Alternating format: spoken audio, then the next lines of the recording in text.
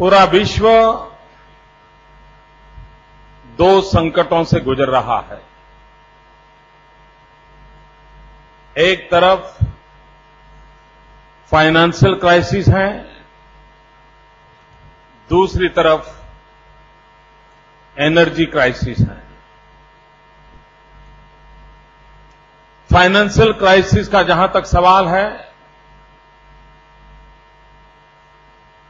जब स्थितियां बदलती हैं 2-5 साल के अंदर हम उस समस्या को सुलझा सकते हैं, लेकिन एनर्जी क्राइसिस से अगर हमें मानव जात को बचाना होगा, विश्व को उससे बाहर लाना हो, तो हम लोगों के लिए ये अनिवार्य है कि हम एक लंबी सोच के साथ, एक होलिस्टिक अप्रोच के साथ एनर्जी सेक्टर के संबंध में पुनर्विचार करें, विश्व मिलकर के एक नई दिशा निर्धारित करें और आने वाले इस भयानक संकट से मानव जात को बचाने के लिए कोई रणनीति निर्धारित करें। और जब ये समस्याओं का सामना करना है, तब सिर्फ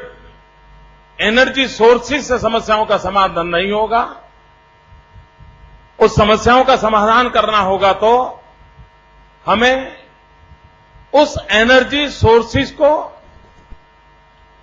सही ढंग से उपयोग करने वाला, उस ह्यूमन रिसोर्स की चेन की जरूरत पड़ेगी। एनर्जी मैनेजमेंट के लिए काम करने वाले सक्षम युवा शक्ति की आवश्यकता पड़ेगी। और इसलिए एनर्जी क्राइसिस को मिटमिट करने के लिए जिस प्रकार से एनर्जी के सोर्सेज एक महत्वपूर्ण क्षेत्र हैं, उसी प्रकार से उस क्षेत्र की चिंता करने वाले ह्यूमन रिसोर्स डेवलपमेंट वो उतना ही आवश्यक है। और गुजरात ने इस लंबी आवश्यकता को सोच करके, समझ करके पंडित दीनदयाल उपाध्याय यूनिवर्सिटी का प्रारंभ किया। पंडित दीनदयाल उपाध्याय जी के विचारों से प्रभावित हम लोग सार्वजनिक जीवन में काम करते हैं। गत शताब्दी में गांधी, लोहिया और दीनदयाल,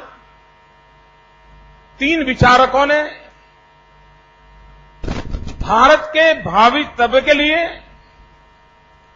प्रकृति के साथ प्रेम करने का, समाज के आखिरी व्यक्ति के सुख का विचार करने का, सर्वांगीण विकास, एकात्म मानव दर्शन, दरिद्र नारायण की सेवा, इन मूलभूत सिद्धांतों को लेकर के विकास की राह दिखाने का प्रयास किया था। पंडित दीनदयाल उपाध्याय जी के नाम से जब ये यूनिवर्सिटी बनी है, तब जब गुजरात स्टेट पेट्रोलियम कॉर्पोरेशन में भारत के सबसे बड़ा गैस क्षेत्र का संशोधन किया, तब हमने घोषणा की थी कि उसका पहला जो वेल बनेगा, उससे जो हमारी आय होगी वो हिंदुस्तान के गरीबों के लिए हम खर्च करेंगे, दरिद्र नारायण की सेवा में लगा देंगे। क्योंकि जिन विचारों को लेकर के वो चले थे, आज उस महापुरुष के नाम से जो यूनिवर्सिटी बनी है, मुझे इस बात का गर्व है कि आज वो मानव धन, वो मानव संपत्ति, ये युवा शक्ति हम राष्ट्र के चरणों में समर्पित कर रहे हैं। जो युवा शक्ति आने वाले दिनों में विश्व जिस संकटों से गुजर रहा है, उसके मैनेजमेंट के काम में अपने अनुभव का, अपनी शिक्षा का, अपने ज्ञान का उपयोग करेगा। मैं इन सभी विद्यार्थी मित्रों को जो अपने जीवन की नव शुरुआत करने जा रहे हैं, उनको शुभकामनाएं देता हूं, बहुत बहुत बधाई देता हूं।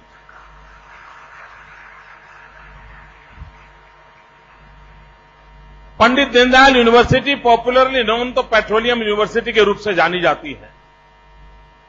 जब इसका हमने प्रारंभ किया था तब हमारे मन में गुजरात के पेट्रो कैपिटल के रूप में उभरने के कारण इस विषय में विशेष रूप से रुचि रखने वाले लोगों की जरूरत पड़ेगी। लेकिन जैसे जैसे इस काम के हम आगे बढ़ते गए, हमें लगता है कि नाम भले ही पेट्रोलियम यूनिवर्सिटी रहे,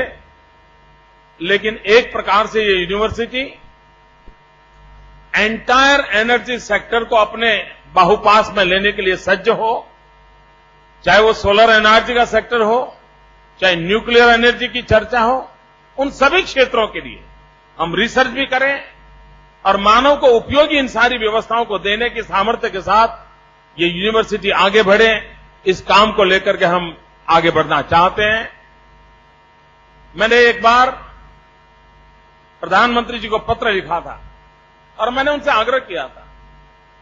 कि जिस प्रकार से भिन्न भिन्न देशों के समूह, जैसे G8 समिट होता है, ओपेक कंट्रीज के लोग मिलते हैं, सार्क कंट्रीज के लोग मिलते हैं, क्यों न भारत इनिशिएटिव ले और सूर्य पुत्र देशों का एक संगठन खड़ा किया जाए। वो देश जहां पर सूर्य शक्ति का सर्वाधिक लाभ मिलता है, ये सारे देश इकट्ठे आए, कोई कॉर्पस फंड बनाए और उसमें संशोधन के लिए नए आयाम खोले और मानव को सोलर एनर्जी से लाभान्वित करने के सरल से सरल, सस्ते से सस्ते व्यवस्थाओं को विकसित करें। मैं मानता हूं वो दिन दूर नहीं होगा जब भारत ये सूर्यपुत्र देशों का नेतृत्व करेगा और सोलर एनर्जी के सेक्टर में गुजरात की पेट्रोलियम यूनिवर्सिटी अपना भी बहुत बड़ा महामूल्य कंट्रीब्यूशन करेगी और हम दुनिया में एक परिवर्तन की दिशा को पकड़ेंगे।